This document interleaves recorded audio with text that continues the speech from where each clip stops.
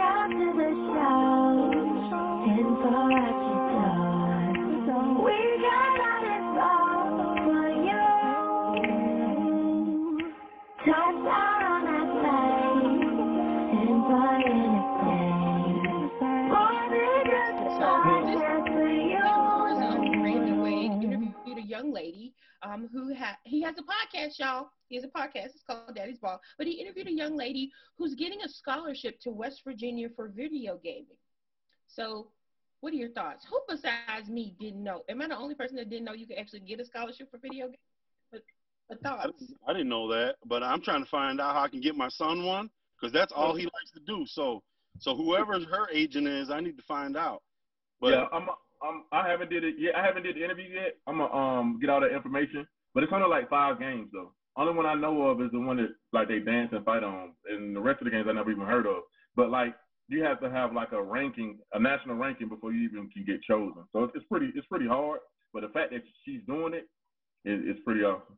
Pretty awesome. And the fact that it's a she is pretty darn phenomenal. You know what I'm saying? Like, I'm all about when women lead and young ladies lead too. And so shout out to her for even, being in the gaming world, because most gamers that I know are definitely men, male, boys, et cetera, et cetera. So kudos to her.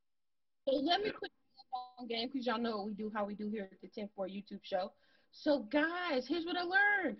Gaming scholarships have been around since 2014, and you are right, Angela, they were predominantly for men, but there's a school called Sheldon, and they actually, Stephen College, it's the first school to have an all-women's gaming team. It's a new category. It's called esports, and it's not affiliated with the NCAA. It's actually affiliated with the National Association for College Esports. They call it NAS for short. There's millions of dollars available in these types of scholarships. And what I learned is that when you actually go to school, you may not do gaming per se, but your degree is getting something in the STEM field. And sometimes they customize it for you. So, Damond, tell your son there is hope. Lots of money. And your major schools are starting to offer scholarships for esports. UC Irvine, NYU has an esports scholarship. I mean, I was looking, and there are lots of really, really large institutions. This is catching on. So it's an opportunity for parents. I looked at the GPA. You do have to have a ranking, but the GPA is like 2.5.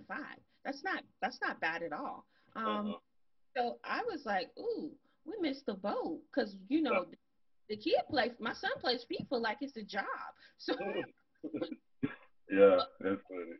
Hey, can we have somebody learn how to play Madden and then fix the rankings and stuff? Because some of these players should be getting higher too. So I was pleasantly surprised. So here's our question. Bill gets the head coaching job for the Chicago Bulls. Rumor has it he wasn't even in the original top 4 finalists for that job. But as soon as he was let go from his previous position, he was immediately snapped up by the Bulls. How do we feel about that? I'm hating because my thing is Billy Donovan. I'm hating. I'm just telling you the truth. I'm hating. I've probably been hating on the show, but I'm telling the truth. The dude did not do that good at the Thunder, and he did great at Florida and stuff like that. And it was a quick job. I just feel like I want to give it to somebody else new, and I felt like they was going the right direction. People that I heard that was in the Final Four for getting that job, and I'm just hating. That's all. I just felt like he dropped a job 2 seconds later, he got a job just like that, and then you got people just been waiting forever. But it is what it is. I feel like certain people don't play the game necessarily, or certain people don't communicate well with upper management, and that's the reason why a lot of these people not getting jobs. They're announcers, but like I know for a fact, Avery Johnson is not sucking up to nobody, and he's really strong in the guard, and he voices that, and that makes a lot of people uncomfortable. So I feel like that's what kills Avery Johnson in the NBA, But it is what it is. I'm just hating. Go ahead.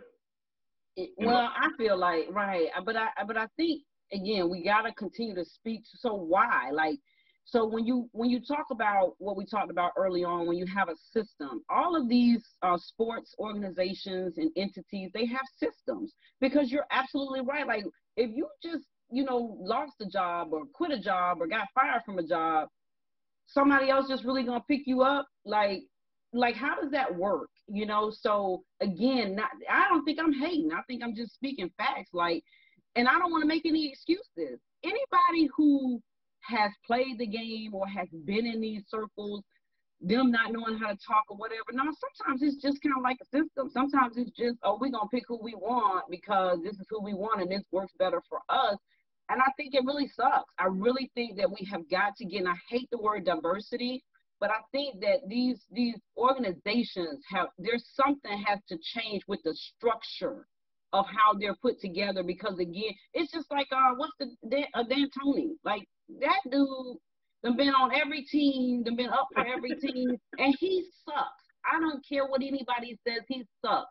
So, but he's still always in the running. He's still always up there at the top. And so I do think that the guys who have been assistants, the guys who waited, the guys who, I don't know, they need like almost a union within that to make sure that these people are not just picking their buddies or somebody who they done lost a bet to or whatever. I don't know how they doing it, but it's frustrating to me to see the same people just be rotated in and through the NFL as well as the NBA. I don't know about the MLB, but it's crazy to me. I'm gonna say I don't watch basketball like that. Y'all know how I roll, but I was wondering, does basketball need its own version of the Rooney Rule? Now, let me just say, I don't know if the Rooney Rule is very effective, but at least on the surface, like, does it need its own version of the Rooney Rule? I'm for anything that's gonna help. No, well, I'm not. I mean, I didn't mean to cut you off, Randy. Go ahead. No, go ahead, bro. Go ahead. No, what I was going to say is I think several of the coaches that were being interviewed were black. Yeah. I mean, I'm pretty sure. I mean, I don't know who it was, but let me just give you a little stat here, right? I'm gonna bust out stats. Uh-oh. Okay. He had a .716 win percentage at Florida. In the NBA, in 5 seasons, 5 seasons, he has a .608. The dude's proven that he can win. Now, I don't know if it's his team. I don't know if it's the players around him. But these are years without James Harden and Russell Westbrook and KD all on the same team, right? The first year might have been, no. This is from 2015. This guy's coach. So he took, let's call him what it is. He took some bums and won 60% of the games. No. But I gotta call you out too, Randy, because a couple weeks ago when we were on this thing, you were all mad about Steve Nash getting a job, and I said he's new. Just give him a chance. You don't know how he's gonna do. And you told me, yeah, but there's dudes with proven records, blah blah. Listen, at the end of the day, they hired a new dude and he can't win. So what are we doing here? They hired a whole retread and you mad, and when they hired a new dude, you were mad.